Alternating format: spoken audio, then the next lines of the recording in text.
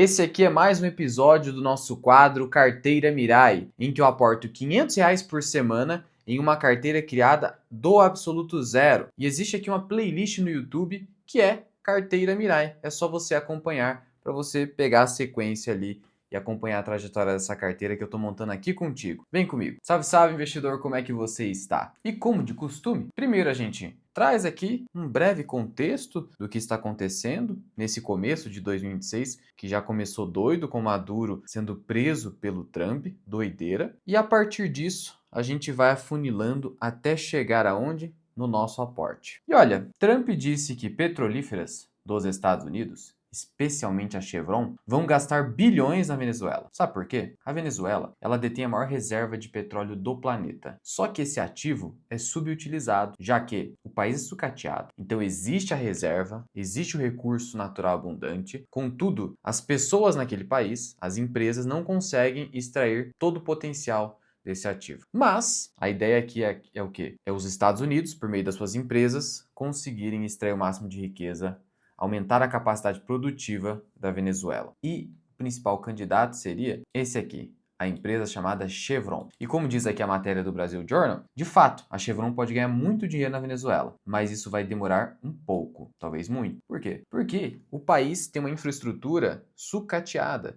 Então, para você melhorar esses ativos ou recuperá-los, você vai ter que gastar bilhões de dólares em investimento. Então, vai levar tempo até que isso possa acontecer. E até lá, muita coisa pode acontecer. Eventualmente, a Chevron possa desistir ou outros players possam ingressar na Venezuela e dividir a fatia de mercado. Completamente imprevisível. Tanto é imprevisível que, primeiro, de fato, o mercado especula isso com Chevron e ela está subindo ao passo que Petrobras está caindo fortemente. Mas o mercado estava pensando que o petróleo ia cair. Eu vi muita gente falando. E o petróleo, nesse momento, eu estou gravando na segunda. Nesse momento, está subindo 1,15. Você fala, cara, mas era para cair. Então, o mercado financeiro não é previsível no curto prazo. Esqueça. Tanto assim que eu fiz uma postagem lá na comunidade FMI. Foi a seguinte, porque tinha gente me pedindo para fazer análise do que poderia acontecer. Irei me abster de tentar estabelecer o que poderá acontecer no mercado financeiro e com o petróleo em razão da captura do Maduro. Eu postei no domingo, logo após a ocorrência. Não é previsível. Os mercados poderão interpretar de várias formas ou até mesmo serem indiferentes ao evento. Vamos voltar aqui. Petróleo está subindo,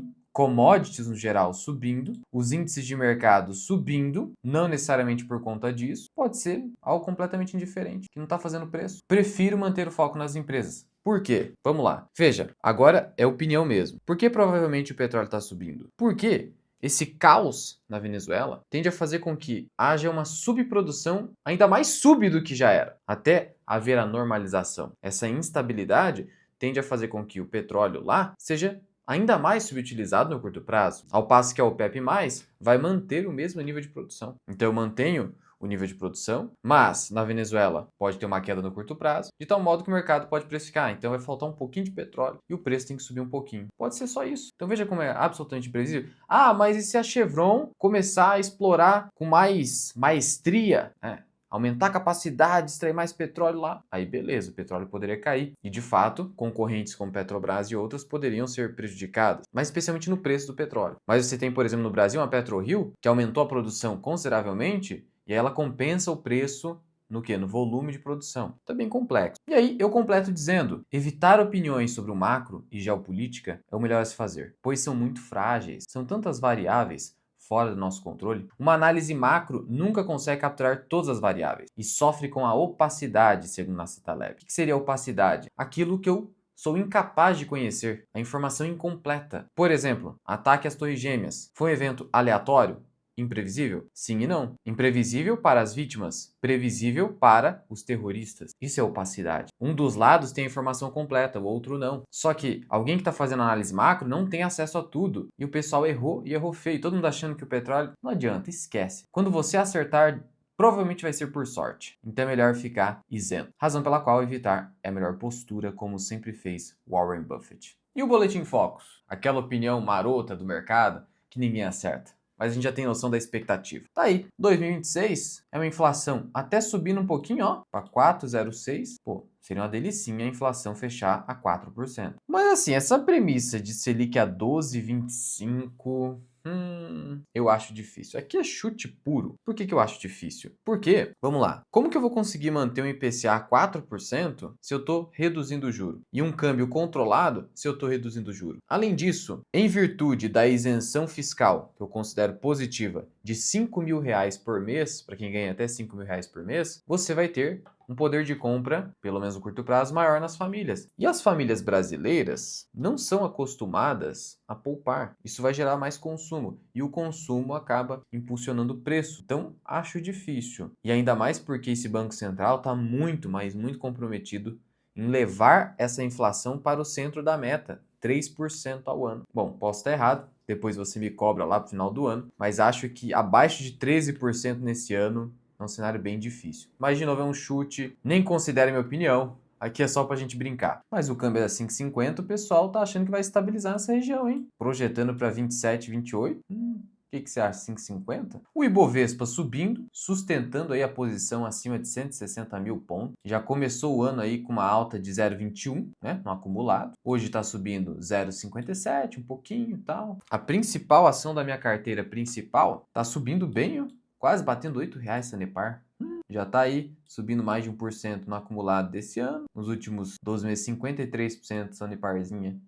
E assim, ela ficou, entre aspas, para trás, porque você viu Copasa mais do que dobrando de preço e você viu uma alta ainda maior em Sabesp, né? Lembrando que a minha carteira no Investidor 10 e os movimentos que eu faço nela, eu deixo para os membros da comunidade FMI, onde eu revelo a carteira por inteiro. Mas aqui eu estou te mostrando, minha principal posição continua sendo o Sanepar, com 42 mil ações a um preço médio de 5,05. E aqui agora no Investidor 10 eu consigo colocar um preço-alvo, eu coloquei a R$ 10, que daí, nesse preço, me dá um alerta e eu vou avaliar se vale a pena fazer alguma realização, ou, dependendo do tempo que levar para isso acontecer, se vale a pena até aportar, não sei. A avaliação não para por aí, é só um alerta, é só um nudgezinho para mim. Mas a ação que eu vou aportar nesse vídeo não é essa. Lembrando que o Bitcoin disparou. Esse é um ano que eu acho que o Bitcoin vai dar uma recuperada. Eu falei no ano passado e fui comprando. Não para minha carteira principal, que eu já tenho muito, o pessoal sabe. Mas aqui na carteirinha Mirai. Mas a ação desse vídeo aqui é o Banco ABC, que faz parte da nossa carteira. E a gente vai dar uma olhada.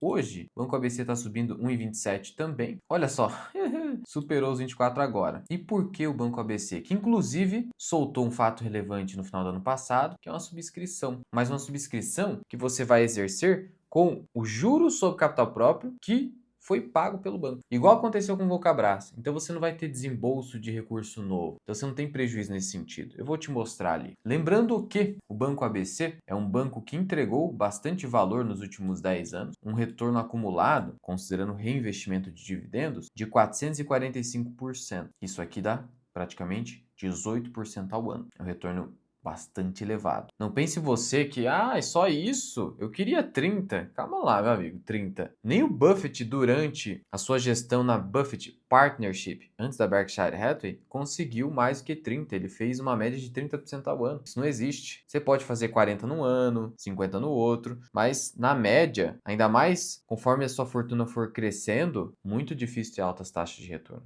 Por isso que Buffett é excepcional, porque ele conseguiu 20% ao ano operando bilhões e bilhões de dólares. Mas aqui 18, cara, tá ótimo.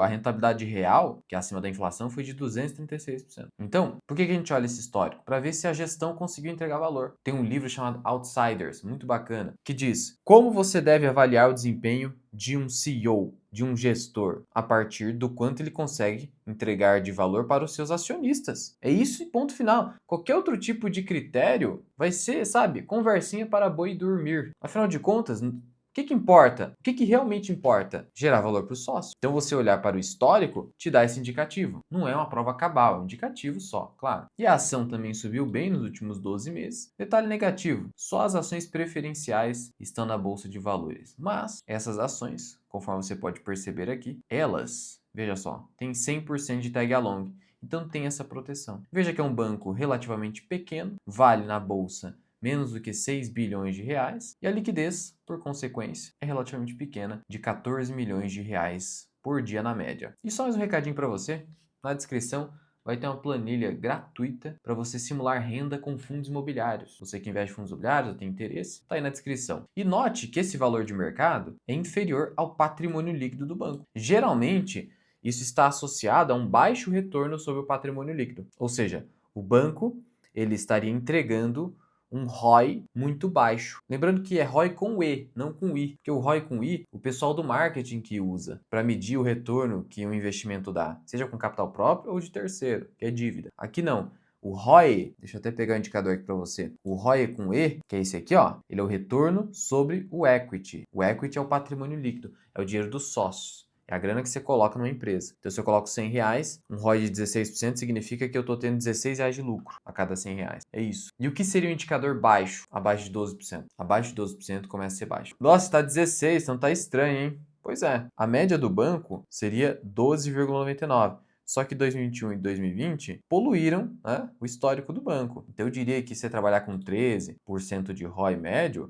você estaria trabalhando com uma boa estimativa. Por que isso é importante? Até para a gente saber quanto que o banco pode crescer o seu lucro líquido, que é o fluxo de caixa para o sócio, como diz o Buffett. Porque tem gente que entende que é só o dividendo. Não, o dinheiro que está lá na empresa e é livre e integra o patrimônio líquido, também é do sócio. Se você liquidar a sociedade, aquele dinheiro vai para o sócio. Então, essa é uma visão mais correta. Mas beleza. Por que é importante eu trabalhar com o ROI?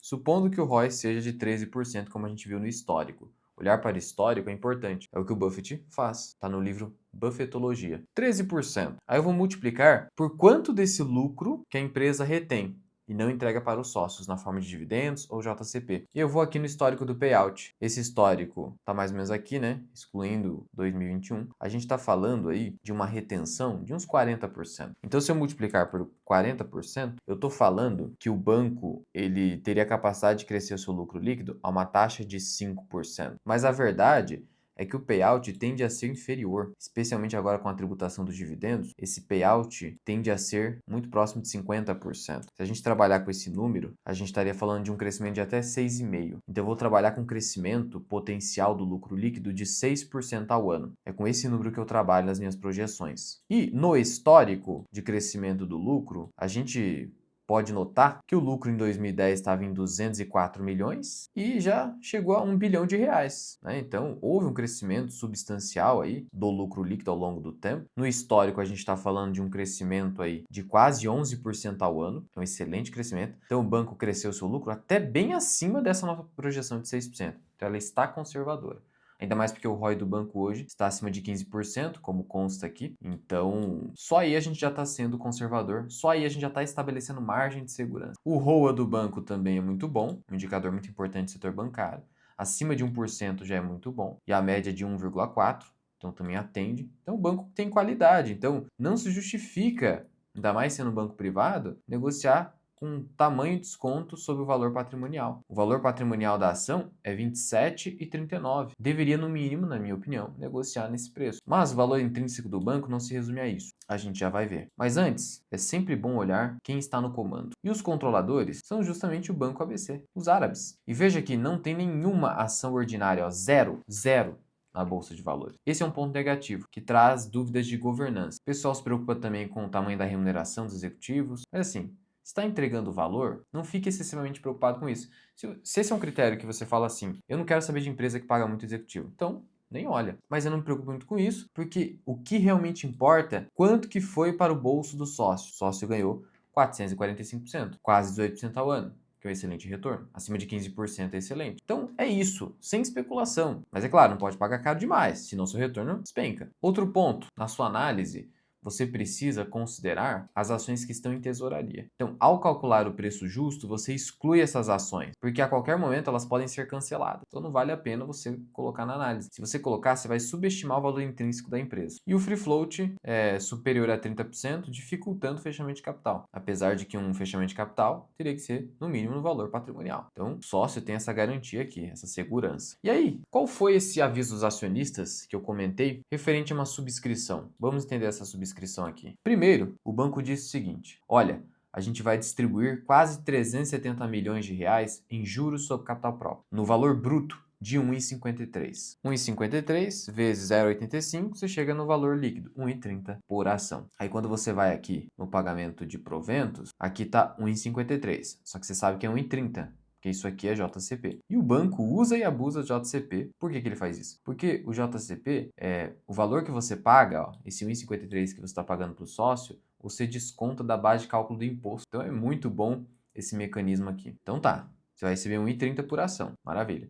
Ao mesmo tempo, tem um aumento do capital social no valor de 314 milhões. Ó, o valor é inferior ao montante da distribuição. Então, só por aqui você sabe que você consegue arcar. Por quê? Porque 369 milhões, e aí eu tiro 15% de imposto de renda, o que sobra são os 314 milhões, que é 1,30 por ação. Então, existe aqui uma exata correspondência entre o JCP anunciado e o valor aqui do aumento de capital social, que é a subscrição. Então, você não vai tirar dinheiro do bolso para participar dessa subscrição. Não vai tirar. Porque é ruim, né? Você ficar tendo que tirar dinheiro do bolso e colocar. Porque eu já falei isso inúmeras vezes.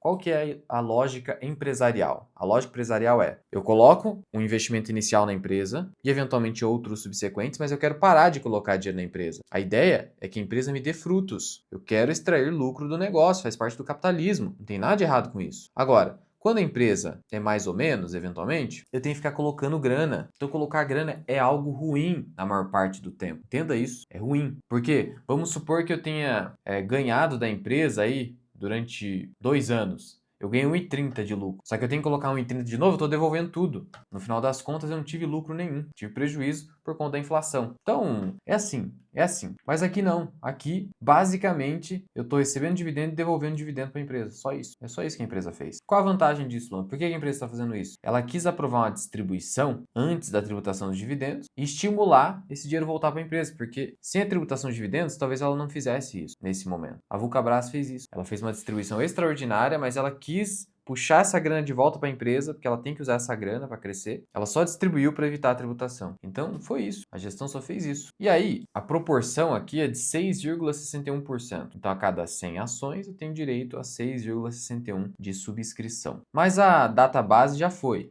Dia 29 de dezembro. Então, já passou. E aí, o prazo para exercer a subscrição começou, né?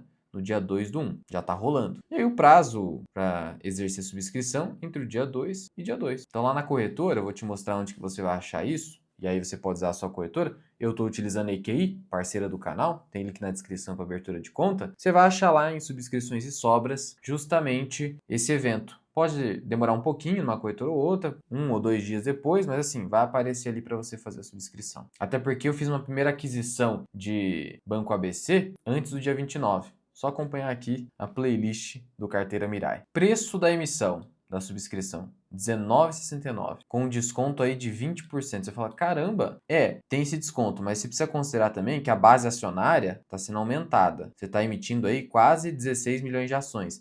Então, eu tenho aquelas ações de tesouraria e o desconto da base acionária para fazer minha avaliação da empresa. Só que eu adiciono de novo essas ações aqui, ó. Tem que adicionar isso aqui, que está sendo uma nova emissão. Então, isso impacta no preço justo. De todo modo, a R$19,69 parece um excelente preço. Já vou te mostrar ali o valor intrínseco do Banco AVC, na minha opinião. Integralização das ações vai ocorrer no dia 11/2, ou seja, as ações efetivamente vão estar na sua conta no dia 11/2 e você vai exercer simplesmente com o valor do JCP, líquido de 1,30, simples assim. A empresa ainda se resguarda de poder limitar a subscrição a 65% do valor total do aumento. Isso pode acontecer. Então, bateu 65% dos 314 milhões, eles podem homologar e cancelar o restante das ações. Eles têm essa prerrogativa, tá aqui. É claro que aí, se isso acontecer, você vai ter direito de receber o seu dinheiro de volta, né? Então, isso é óbvio, você não vai ter nenhum prejuízo. Então, esse é o cronograma, ó. Do dia 2/1 ao dia 2/2, pagamento via JCP recebido, período adicional para sobras, se tiver sobras aí, 23/2 a 27/2, e a reunião do conselho que vai deliberar sobre a homologação do aumento capital,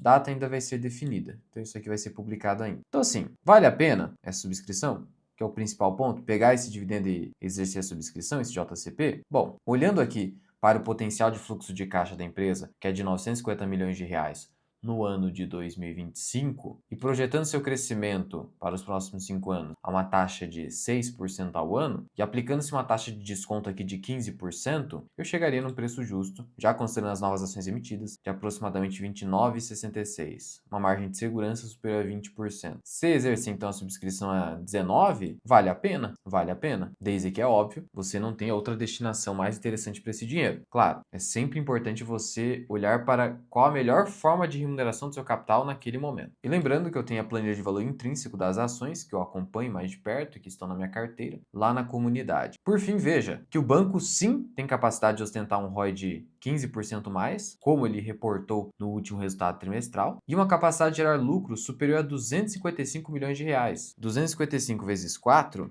o banco pode esperar R$ 1 bilhão, então ainda fica conservador no fluxo de caixa inicial, de tal modo que ele poderia sim ter um valor intrínseco até superior a R$ 30 com facilidade. Então, um banco que tem um desconto, que a gente viu aí que não se justifica tanto, na nossa visão, negociando um índice preço-lucro baixíssimo, de tal modo que entre os bancos small, os menores, é uma boa opção e por isso nós inserimos na nossa carteira Mirai e o aporte vai ser direcionado para esse banco, que está com um belo desconto. Então, vamos ao aporte. Estou aqui então com a minha tela inicial da EQI, onde eu estou investindo aqui os R$ 500. Na conta de investimento tem R$ 519, os R$ 500 por semana que eu aporto. E aqui está a nossa carteira. O que nós temos aqui em renda fixa? CDB de liquidez diária. Ó, próximo aqui, né? O nosso caixinha aqui. Criptoativo. Estamos ganhando um pouquinho. Até valeria algum aporte, mas acho que vou esperar um pouquinho, ainda mais por conta da alta de hoje. Vamos no Banco ABC, que foi o objeto aqui do nosso vídeo. Renda variável. Vamos pegar aqui a carteira como um todo e separar por saldo bruto,